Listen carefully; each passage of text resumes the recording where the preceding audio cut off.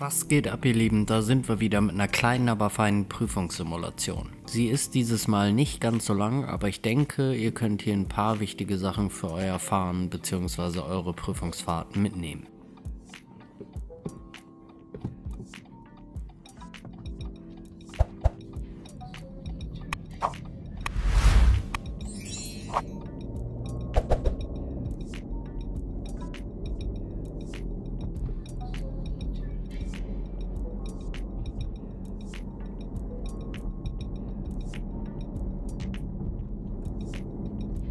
Dann fahren wir gleich links auf die Umgehungsstraße wieder. Hier haben wir jetzt gleich schon die erste wichtige Aktion. Falls man hier warten muss, weil von vorne oder hinten irgendwie Fahrräder kommen sollten, achtet darauf, dass ihr immer in eurem Fahrstreifen wartet. Weil wenn ich im Gegenverkehr, also auf der Gegenfahrbahn warten muss, so wie der Schüler das gleich macht, dann könnte man eventuell Probleme bekommen. Ich meine, es ist immer noch besser da anzuhalten, als den Radfahrer umzufahren natürlich. Aber solltet ihr da im Weg stehen und dann kommt da noch Gegenverkehr, also Autos, die von vorne kommen, dann nimmt man denen theoretisch die Vorfahrt und wäre somit durchgefallen.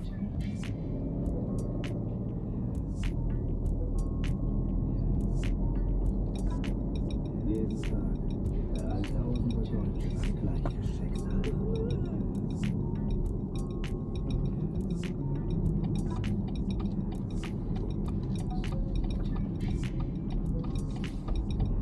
Genau, ein bisschen mehr Gas. Noch Schulterblick. Hast du gemerkt? Ist selber aufgefallen, ne? So, wie ihr hier wahrscheinlich schon mitbekommen habt, hat der Schüler hier Probleme mit dem Schulterblick und dem Rüberziehen. Hierzu muss man auch sagen, dieses Problem haben sehr viele Schüler. Gerade am Anfang, wenn man es noch nicht gewohnt ist, Schulterblicke zu machen, kommt das sehr häufig vor, dass man guckt, also den Schulterblick macht und gleichzeitig das Lenkrad dreht zum Rüberziehen. Also zum Spurwechsel. Also wenn ihr selber eine Fahrstunde habt und Schulterblicke machen müsst, achtet extrem darauf, dass ihr in aller Ruhe den Schulterblick macht und erst danach, wenn der Blick wieder nach vorne zur Straße gerichtet ist, dann fangt ihr an zu lenken. Achtet hier bei höheren Geschwindigkeiten, also beim Beschleunigungsstreifen darauf, dass die Lenkbewegungen nur ganz minimal sind. Falls ihr mehr über das Thema Spiegelbeobachtung und Schulterblicke wissen wollt, pinne ich euch das Video in den Infokarten oben an. Weil ich habe über das Thema schon ein super ausführliches Video gemacht, wo alles genau einzeln erklärt wird. Auf der Kraftfahrstraße, auf der wir uns gerade befinden, dürfen wir 100 km/h fahren. Also versucht ihr beim Fahren darauf zu achten, dass ihr sehr weit nach vorne schaut. Für den Fall, dass da wichtige Geschwindigkeitsvorschriften oder Schilder kommen sollten, seht ihr die dann rechtzeitig und könnt dann auch dementsprechend reagieren. Weil wir haben hier jetzt gleich im Voraus 2 Geschwindigkeitsvorschriften, die auf uns zukommen. Erst ein 70-Schild, dicht gefolgt von einem 50-Schild. Und da der Schüler es leider nicht schafft, die Geschwindigkeit ab Schild zu fahren, wäre das in der Prüfung wieder sehr gefährlich, weil man hier schnell durchfallen könnte. Vor allem sieht es natürlich blöd aus, wenn die Schilder direkt hintereinander stehen und ich schaffe es dann bei beiden Schildern nicht rechtzeitig auf Tempo zu sein. So, hier erkläre ich jetzt dem Fahrschüler ganz kurz, dass wenn er nach rechts in den Fahrstreifen zum Abbiegen reinfahren möchte, dass er in Zukunft doch bitte darauf achten soll, dass er nicht hier, also hinten in den Fahrstreifen reinfährt, sondern immer ganz vorne dort, wo der Fahrstreifen beginnt. Aber so ein kleines bisschen kann man ja hier wohl mitdenken, oder? Weil ziehe ich so spät in den Fahrstreifen rein, kann das immer sein, dass hinter euch schon ein Auto reingefahren ist und dann befindet sich ein Auto im toten Winkel. Und das Ganze kann ich mir natürlich sparen, wenn ich ganz vorne reinfahre, weil dann bin ich das erste Auto, was dort reinfährt. Also es kann kein Auto neben bzw. hinter euch sein. So, und wichtig ist hier zu sagen, das gilt natürlich nicht nur für den Rechtsabbieger, den wir dort hatten, sondern für alle Spuren, in die ihr reinfahrt. Falls ihr da noch mehr darüber erfahren wollt, ich habe von diesem Thema auch extra ein Video gemacht, weil das so häufig falsch gemacht wird. Das Video pinne ich euch selbstverständlich in den Infokarten oben an.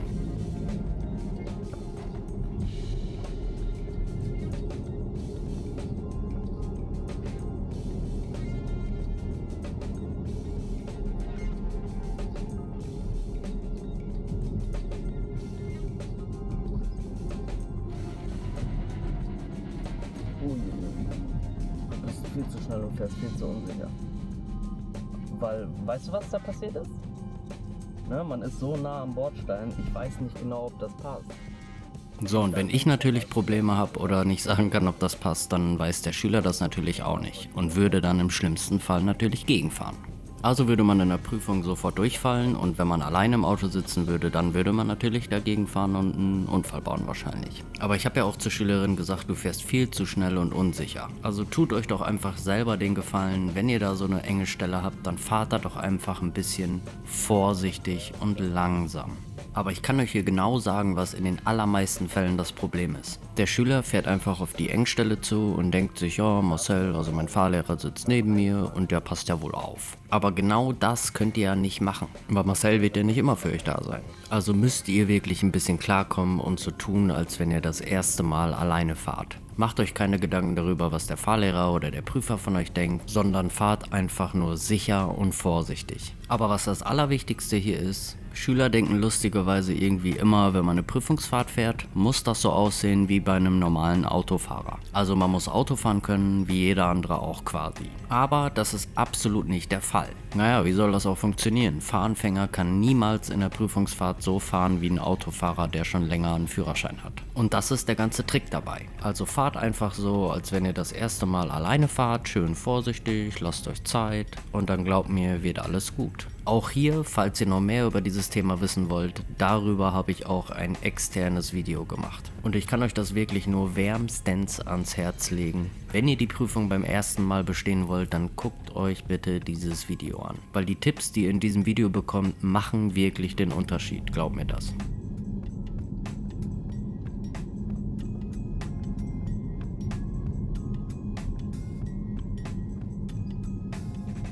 Herzlich willkommen zu einer neuen Folge.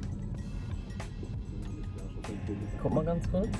Hast du das selber zufällig gemerkt, was passiert ist? Ne?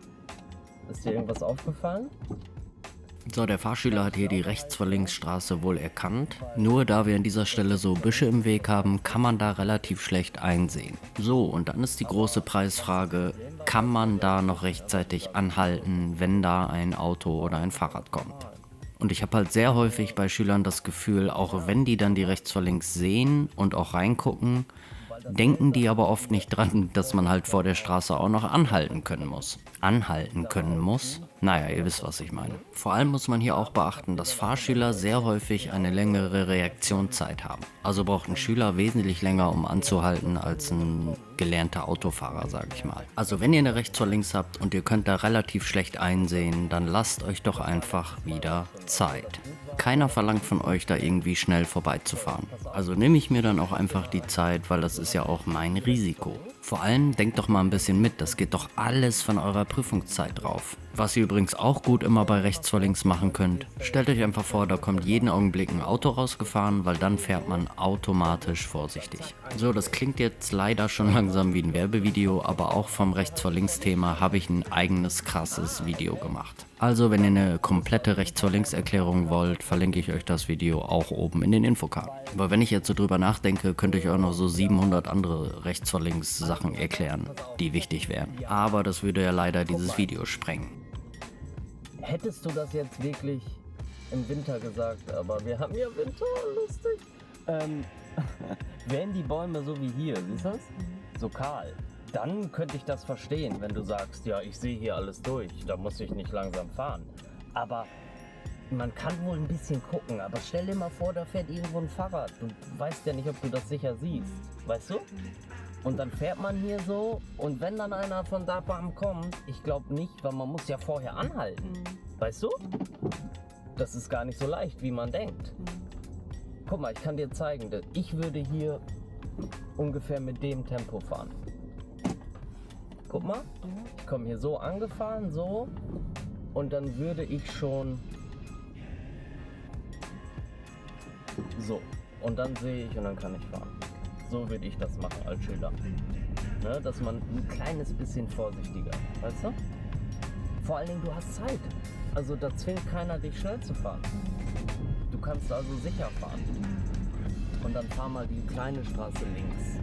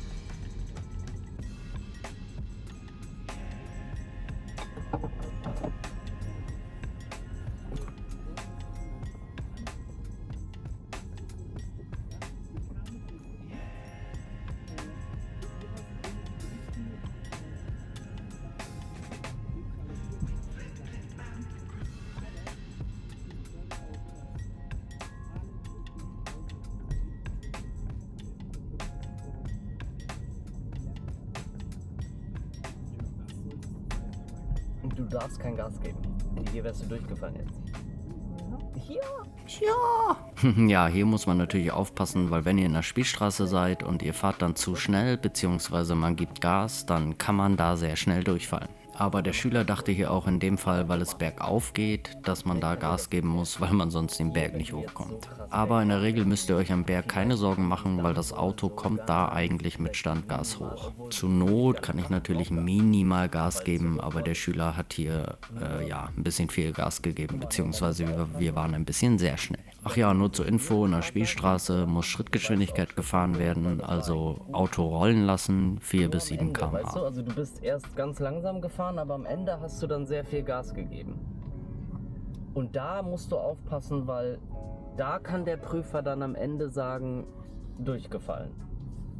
Also musst du aufpassen, wenn du in der Spielstraße bist, lass das Auto alleine rollen. Auch wenn der bergauf geht, der schafft das. Wenn der das nicht schafft, dann kannst du wohl ein kleines bisschen drücken. Aber nicht, wenn du gerade bist. Weißt du, wie ich das meine?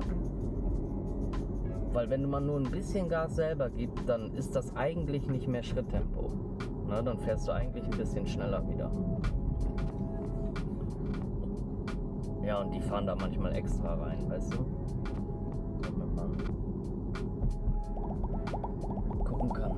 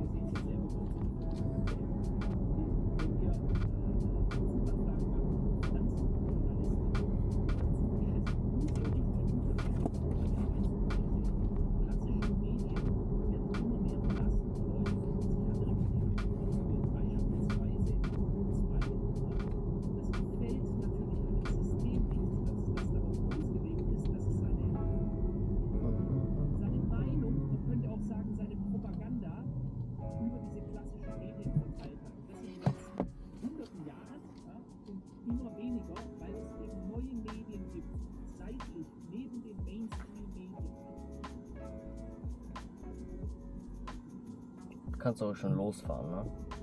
Machst du halt hier ein bisschen langsam und dann ist er weg und dann kann man. So, eine Ampel links.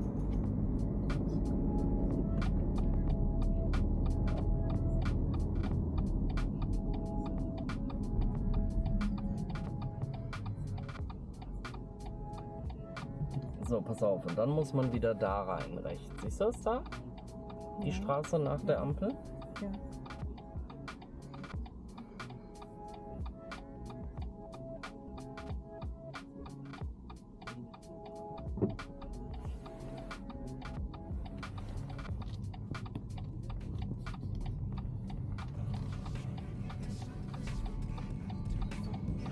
Hast du nicht verstanden? Nee. Ne. Ja, total lustig, ne? Da versucht man das dem Schüler schon ganz in Ruhe an der Ampel zu erklären und dann, ja, kann man das natürlich vielleicht wieder falsch verstehen. Aber macht euch da für die Prüfung keine Sorgen, in der Regel sollte das nicht als so ein großes Problem sein. Weil der Prüfer sucht sich einfach eine neue Strecke und dann hat sich das Thema erledigt. Naja, man sollte schon darauf achten, dass das nicht zu häufig passiert. Also 5, 6, 7, 8 Mal wäre schon ein bisschen viel.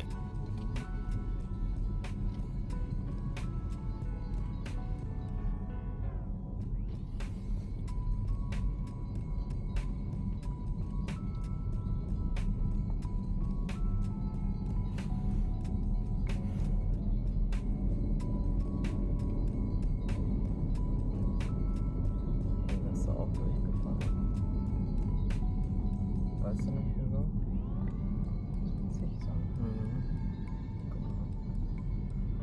Musst aufpassen, bis hier geht die. Aber siehst du ja, ne? Die Schilder stehen da.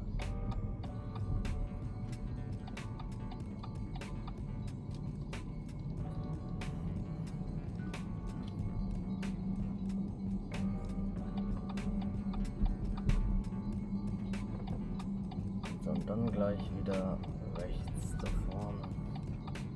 Nach dem Zentrum. Hast du ein Glück. Musst du früher sehen. Oder früher bremsen, weißt du?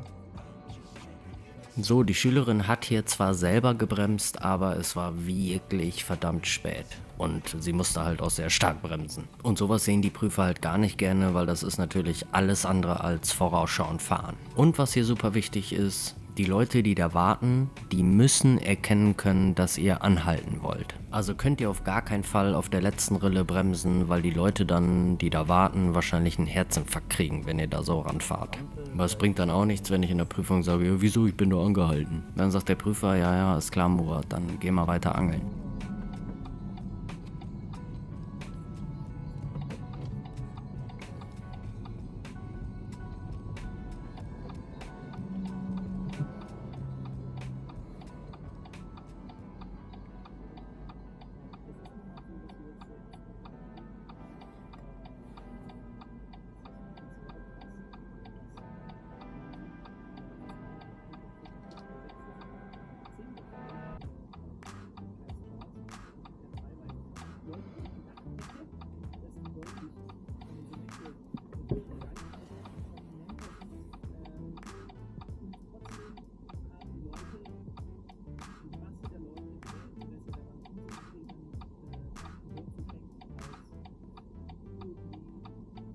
Wenn so ist, der Fahrrad das Auto kommt, ich muss anhalten, oder?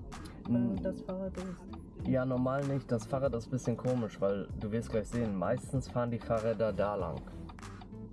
Verstehst du? Also gar nicht zu dir, wenn du hier bleibst. Was siehst du? Ne, der bleibt da. Aber das Auto ist... Hier wäre man leider durchgefallen, weil die Autos, die von vorne kommen, müssen alle durchgelassen werden. Wichtig, ganz egal welchen Fahrstreifen sie benutzen. Weil Schüler denken immer, wenn das Auto hier vorne in den rechten Fahrstreifen fährt, dann kann ich doch wohl in den linken Fahrstreifen hier reinfahren. Also, dass man quasi zusammenfahren kann. Aber genau das geht eben nicht, weil man ihm dann die Vorfahrt nehmen würde. Und die Prüfung wäre dann direkt vorbei. Also kann man hier ganz einfach sagen, wenn ein Auto von vorne kommt, dass dem beide Spuren gehören. Vor allem weiß man doch in der Regel gar nicht, wo der überhaupt rein will, also in welche Spur das Auto überhaupt fährt. Man muss auch dazu sagen, diese Kreuzung hier explizit ist relativ simpel, weil man keine geradeausfahrer hat, sondern nur die Abbieger, die von vorne kommen. Das habe ich dir gesagt, weil das Fahrrad kommt dann und der geht halt da. Und wenn der da geht, hast du nichts mit ihm zu tun, nur wenn er da gehen würde. So, also kannst du einfach in die Mitte fahren, hältst dich dann so links und du siehst dann, das Fahrrad geht hier mit den anderen. Nur du musst natürlich aufpassen, die Autos, die rechts fahren. Aber das weiß man, glaube ich, oder? Weil du musst aufpassen, weil manche Schüler glauben, ne, wenn das Auto, was rechts fährt, wenn der in die Spur da geht, dass du dann sagst, ja, aber ich gehe ja hier in die mittlere Spur. Aber das darf auch nicht. Ne? Man muss immer warten, bis die ganz weg sind. Und dann darf man erst abbiegen, sozusagen. Also wie rechts vor links? Ne, rechts vor links nicht. Rechts vor links ist ja was ganz anderes, weil... Nee, ich meinte... Das ist dasselbe wie bei jeder Kreuzung, wenn du Linksabbieger bist und die Rechtsabbieger haben Vorfahrt. Na, also wenn ich links irgendwo abbiege, bei jeder Kreuzung in Nordhorn und dann biegt ein anderer von vorne nach rechts, dann muss ich ihn immer durchlassen. Aber da hast du schon recht. Das ist bei jeder Kreuzung ist das dasselbe. Nur die Kreuzung da ist noch ein bisschen einfacher, weil du halt keinen Gegenverkehr hast. Also keine Leute, die geradeaus weiterfahren. Deswegen ist das ein bisschen leichter sogar. Aber mit den Rechtsabbiegern ist das genauso. Wie an jeder Kreuzung.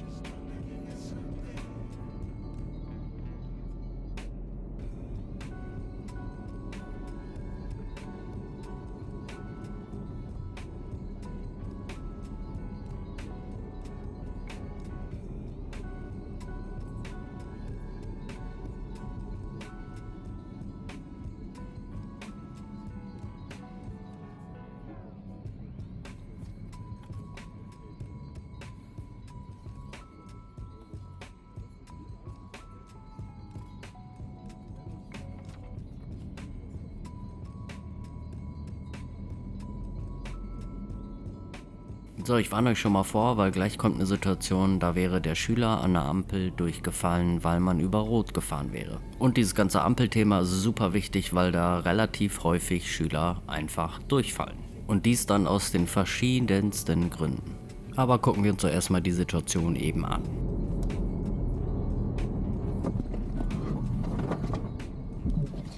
So, pass auf. So, was bedeutet eigentlich gelbes Licht an einer Ampel? Stopp, also anhalten, oder kann ich weiterfahren? Manche von euch werden vielleicht lachen, aber es gibt wirklich Leute, die haben darauf keine Antwort. Naja, man muss aber auch dazu sagen, dass die Leute im Straßenverkehr jetzt nicht unbedingt das beste Vorbild sind. Weil natürlich einfach jeder Autofahrer bei Gelb fährt. Aber gucken wir uns noch mal eben an, was die Rechtsprechung sagt. Eine gelbe Ampel darf mit dem Auto nicht überfahren werden, sofern es dem Fahrer möglich ist, gefahrenlos anzuhalten. So, heißt dann übersetzt, man muss bei Gelb immer anhalten. Ganz wichtig, außer ich müsste hierfür eine Gefahrbremsung machen, weil dies würde dann eine Gefahr für den nachfolgenden Verkehr darstellen. Gucken wir uns aber mal eben an, welche Probleme haben die Schüler in der Regel hier. Viele wissen einfach nicht, was gelbes Licht an einer Ampel bedeutet, aber das haben wir ja gerade geklärt. Einige haben auch Probleme mit dem Einschätzen, also ob man stehen bleiben soll oder weiterfahren kann. Und bei relativ vielen Schülern ist das Problem, dass sie einfach zu wenig oder gar nicht zur Ampel gucken. So, und wenn ich dann auf eine Ampel zufahre und den Blickkontakt zur Ampelkreuzung oder zur Ampel nicht halte, dann ja, dann muss ich mich natürlich nicht wundern, wenn ich dann über Rot fahre. Oder über dunkelgelb.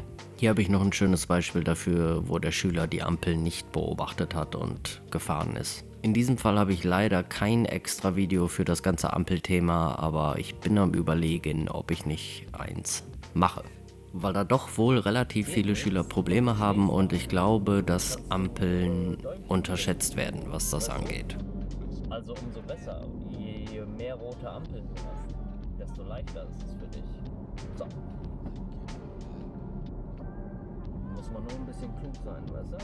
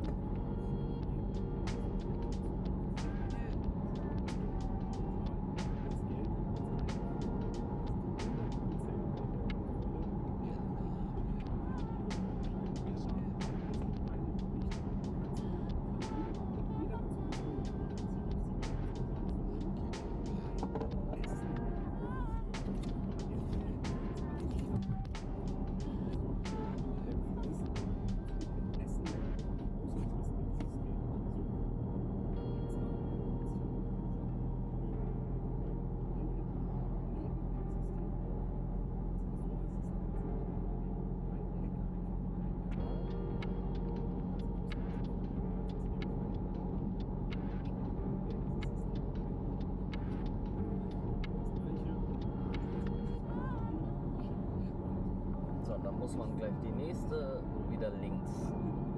Da kommt auch eine Ampel, also nächste Ampel links.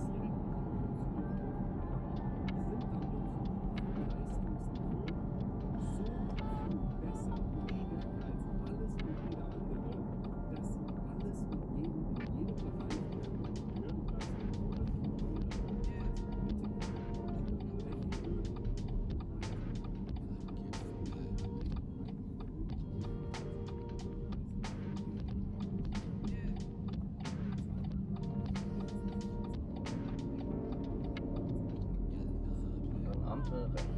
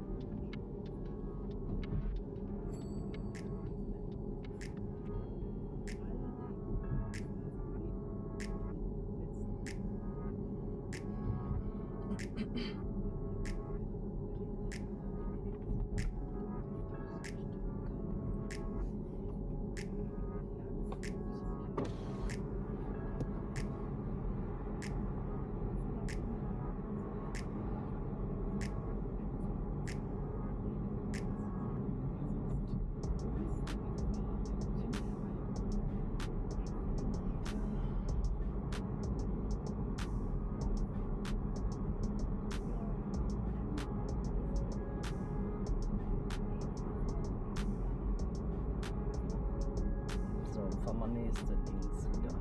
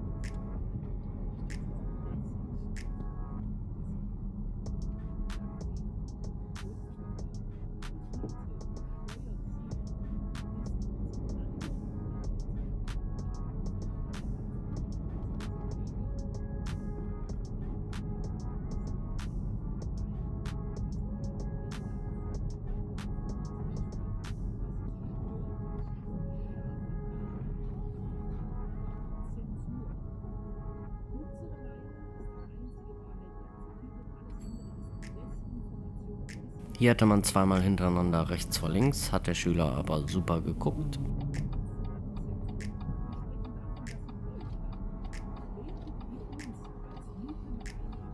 Und dann wieder rechts.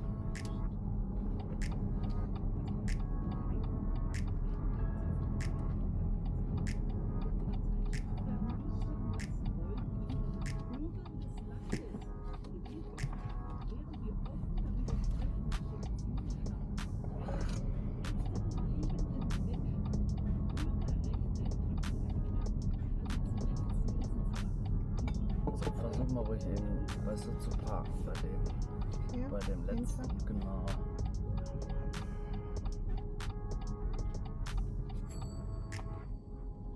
Weil hier könnte man jetzt auch nur bei dem parken. Wichtig ist hier beim Parken, hat man immer relativ viel Platz nach hinten. Bedeutet also, der Prüfer ist relativ gnädig mit euch und ihr müsst nicht in so einer ekligen Lücke parken. Weil hier vorne die Lücke zwischen dem hellen und dem dunklen Auto wäre auf jeden Fall zu klein, um da einzuparken.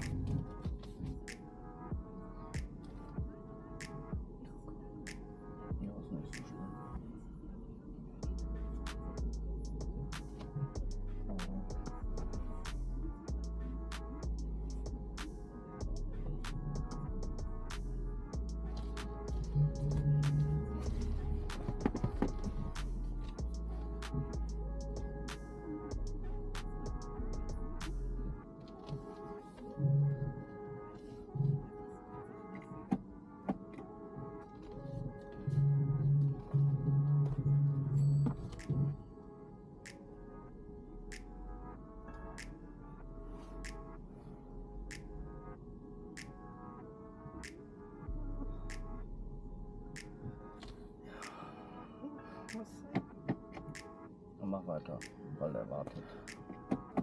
Und er wartet schon sehr lange, ne? Und genau deswegen überholt er uns jetzt auch auf dem Bürgersteig. Ich hasse Parking, ehrlich. Ja, aber das ist auch immer, also das ist wirklich immer dasselbe so, ne? Und ich sag ja gestern oder vorgestern schon, ja, du kannst dir das einfach nicht merken irgendwie. Obwohl man das eigentlich weiß, weißt du? Ja, der Schüler hier in dem Fall kann eigentlich recht gut parken, nur man hat ein wenig Probleme mit dem Korrigieren. Problem Nummer 1 ist hier, der Schüler weiß bzw. sieht nicht, wie man lenken oder fahren muss, um das Auto reinzubekommen. So, und wenn man das nicht sieht, dann muss man sich das natürlich irgendwie merken. Oder versuchen zu merken. Und da kann man natürlich auch schnell durcheinander kommen, weil es da natürlich ein paar Varianten und Möglichkeiten gibt.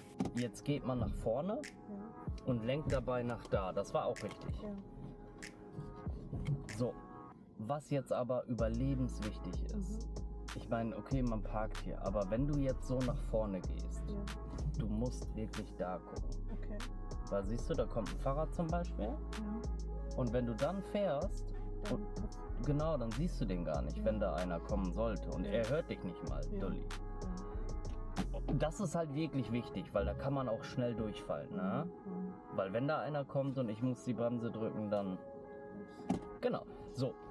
Dann das zweite Problem, was man hier noch hat. Wenn man dann korrigieren muss und mit dem Auto wieder raus auf die Straße fährt, darf man natürlich unter gar keinen Umständen vergessen zu gucken. Weil wenn dann von hinten ein Fahrrad kommt und ich fahre dann so raus, würde ich den ja umfahren. Also achtet da in der Prüfung mega drauf, weil die Prüfer legen da natürlich super viel Wert drauf. Weil sonst fällt man da schneller durch, als man gucken kann. Im wahrsten Sinne Nur des Wortes. Das Problem, dass du jetzt nur überlegen musst, okay, wie muss ich jetzt den letzten Zug machen? Also wie komme ich jetzt hier rein? geradeaus. Pass auf, und bei dir war das so, du hast jetzt den Rückwärtsgang wieder genommen, hast aber die Räder so gelassen. Ja. Das heißt, du gehst natürlich jetzt wieder dahin, wo du herkommst. Ja. So. Und das war einfach nur der Fehler. Also musst du nur überlegen, wenn ich jetzt so stehe, wie komme ich jetzt da rein? So, und das meine ich mit, das ist gar nicht so schwer, weil wenn du mal wirklich kurz überlegst, es gibt keine Möglichkeiten. Ne? Weil du kannst die 4 Sachen, die du machen kannst, entweder nach vorne fahren, da, oder nach hinten fahren, da. Du kannst die alle durchgehen und dann wirst du ganz schnell merken, was nur überbleibt. Weißt du schon? Dann muss ich. Ja, mach. Drück die Bremse, mach Rückwärtsgang und dann versuch. Dann wirst du sofort sehen, ob das richtig war.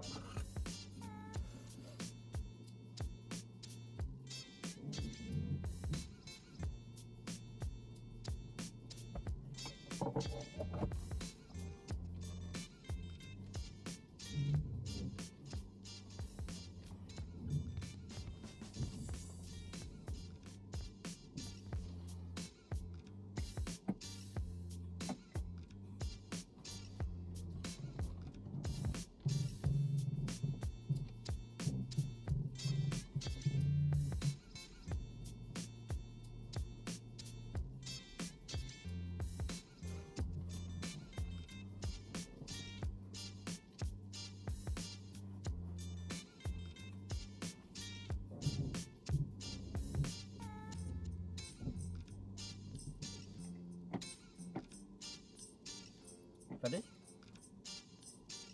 Ja. Bist du unsicher oder bist du sicher? Oder hast du irgendwie Bedenken wegen irgendwas? Ich bin fertig. Ja? Aber bist du denn Aber unsicher wegen irgendwas? Ich bin sicher, aber die Straße, ich habe das Gefühl, das Auto so ist. Achso, ja, aber da kannst du nichts dafür, ne? Also das ist die Straße. Dann ist die Frage, weißt du denn noch, wie du ungefähr stehen musst? Das Auto muss geradeaus fahren. Na klar, Ja. gerade sein. So, das siehst du hier, man ist gerade. Ja. So, was noch? Ja, da 30 Zentimeter. Genau, nicht weiter als 30 cm, so, das passt. Ja. Dann noch irgendwas?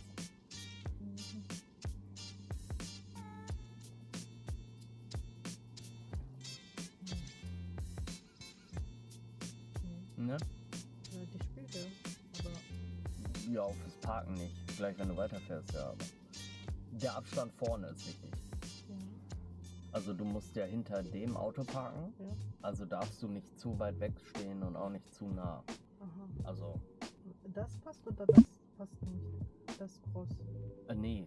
Also noch näher dürfte man gar nicht, weil sonst kommt er da nicht wieder raus. Ne? Aber guck mal, ich kann dir das zeigen. Wenn ich jetzt zum Beispiel so stehe, so ist das vielleicht ein bisschen weit. Okay. Ne? Dann kann ich ein bisschen Platz sparen, parken, so. Dann hat er noch ein bisschen Platz. Aber dann verschwendet man keinen Platz. Weißt du?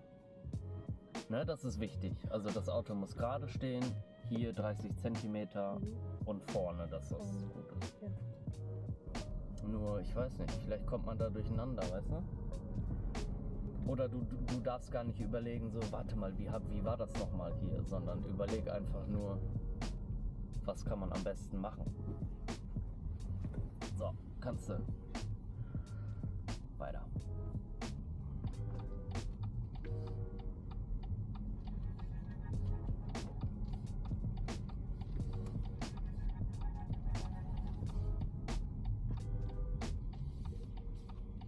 Darf ich hier am Hafen? Nein, weiterfahren.